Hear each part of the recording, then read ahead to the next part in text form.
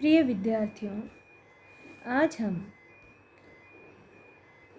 छायावादी कवि सुमित्रा नंदन पंत के काव्य को प्रारंभ कर रहे हैं।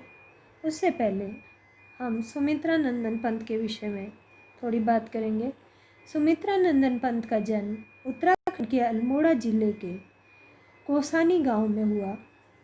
इन्होंने जिस मनोरम प्राकृतिक परिवेश में जन्म लिया और जिसमें वे बड़े हुए, इसका प्रभाव उनकी रचनाओं पर पड़ा। फलस्वरूप ये शांत, सुंदर एवं सुखमय प्रकृति के उपासक एवं मानवतावाद को समर्पित बने। अपनी कोमल भावनाओं, प्रकृति प्रेम, मानवतावाद, समन्वय की भावना के साथ ही साथ छायावादी प्रगतिवादी चेतना रखने से इनका आधुनिक कवियों में शीर्षस्थ स्थान है। पंत जी ने जब कॉलेज में प्रवेश लिया तब गांधी जी का असहयोग आंदोलन चल रहा था तथा इस आंदोलन में भाग लेने के लिए इन्होंने कॉलेज भी छोड़ दिया और बाद में स्वतंत्र रूप से साहित्य साधना में प्रवृत्त हुए। प्रारंभ में इनकी कविताओं में छायावाद की स्पष्ट छाप मिलती है तथा ये छायावादी काव्य विचारधारा के प्रमुख आधार स्तंभ रहे हैं, परंतु इनकी बाद की कविताओं में प्रगतिवाद एवं नवमानवतावाद भी जुड़ गए। इनकी काव्य साधना काफ़ी व्यापक है। आज हम सुमित्रा नंदन पंत की कविता ताज के विषय में बात करेंगे। ताज, जैसा हम सब जानते हैं, ताजमहल, और ताज के माध्यम से कवि ने इस मानव के विषय में बताया कि इस संसार में लोग किस प्रकार अपार्थिव का पूजन करते हैं और संसार में जो जीवित है उसके प्रति उनके मन में कोई संवेदना नहीं है। कि जहाँ एक तरफ तो मनुष्य की मृत्यु पर व्यर्थ में धन बहाया जा रहा है, वहीं दूसरी तरफ साधारण जनता, गरीब जन, जिनको अपने जीवन की आवश्यकता पूर्ति के आधारभूत साधन भी उपलब्ध नहीं है, क्या ऐसा अपार्थिव पूजन उचित है या शोभनीय है? इस कविता के माध्यम से वह इस तरह के अपार्थिव पूजन का विरोध करते हैं और वहीं मानवतावाद का संदेश देते हैं। और ये कविता उनकी प्रगतिवादी विचारधारा की महत्वपूर्ण कविता है, जिसमें मानवीयता का संदेश है। वो कहते हैं, आहा मृत्यु का ऐसा अमर अपार्थिव पूजन, जब विषण निर्जीव पड़ा हो जग जीवन, संग सौंद में हो श्रृंगार मरण का शोभन, नग्न सुधा तुरवास विहीन रहे जीवित जन।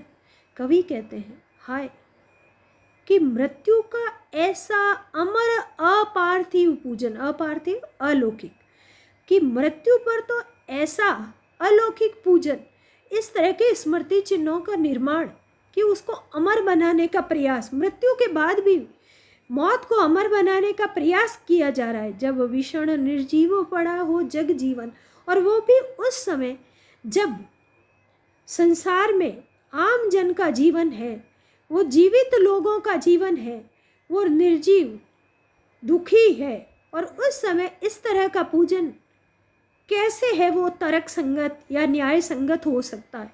संग सोध में हो श्रृंगार मरण का शोभन, संगमर की सुंदरता के माध्यम से मरण की शोभा और श्रृंगार किया जा रहा हो, और आम जन है वो जीवित रह रहा हो किस दशा में?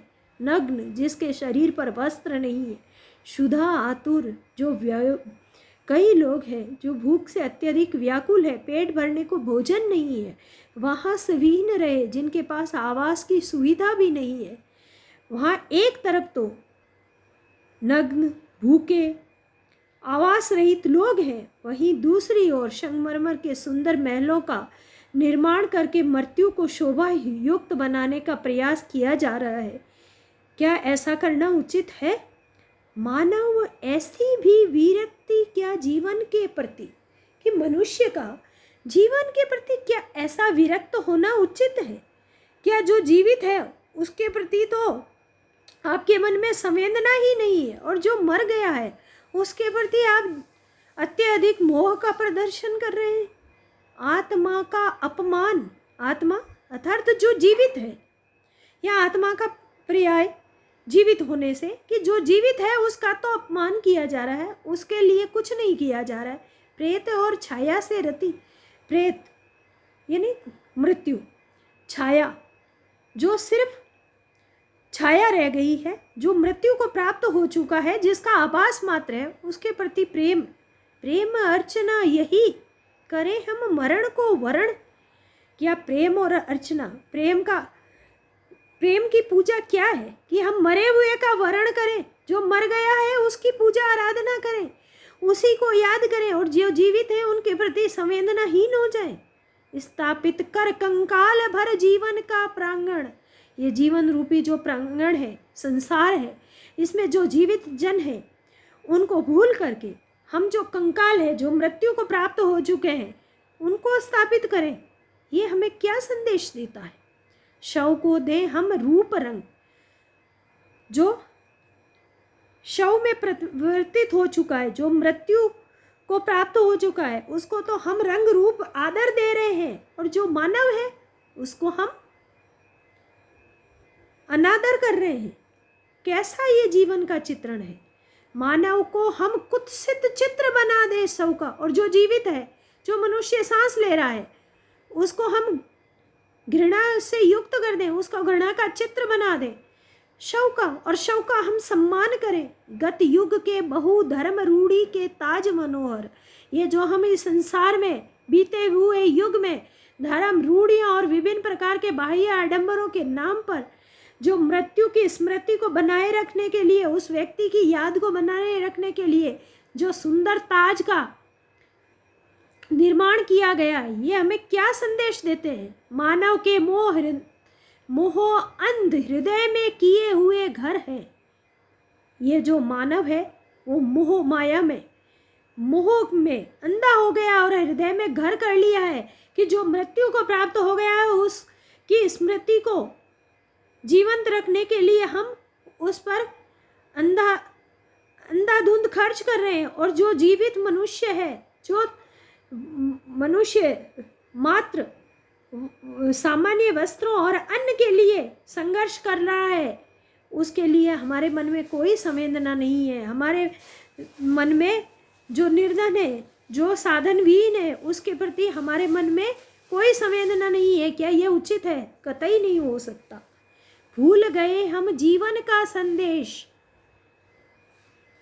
अनश्वर, हम जीवन का संदेश भूल गए, मानवीयता का संदेश भूल गए, कि ये जीवन क्रम है वो अनश्वर है। इस संसार में मृतकों के है मृतक, जीवितों का है ईश्वर। जो मर गए हैं उनके मृतक है, मरे हुए हैं, और जो जीवित है उसका ईश्वर है। हम जीवित व्यक्ति की मदद करके हम उस ईश्वर की आराधना कर रहे हैं, करनी चाहिए। हम अगर किसी भी जीवित प्राणी के प्रति संवेदना रख करके उसकी सहायता करते हैं तो वह ईश्वर का स्मरण है, लेकिन हम ऐसा नहीं करते हैं। इसलिए हमें आवश्यकता है कि मृतकों के हैं मृतक, जो मर चुके हैं, उस बात को, उस सच्चाई को मोह से निकल करके स्वीकार करें और जीवन के अनश्वर संदेश को माने और मानवता के धर्म का निर्वाह करें। धन्यवाद।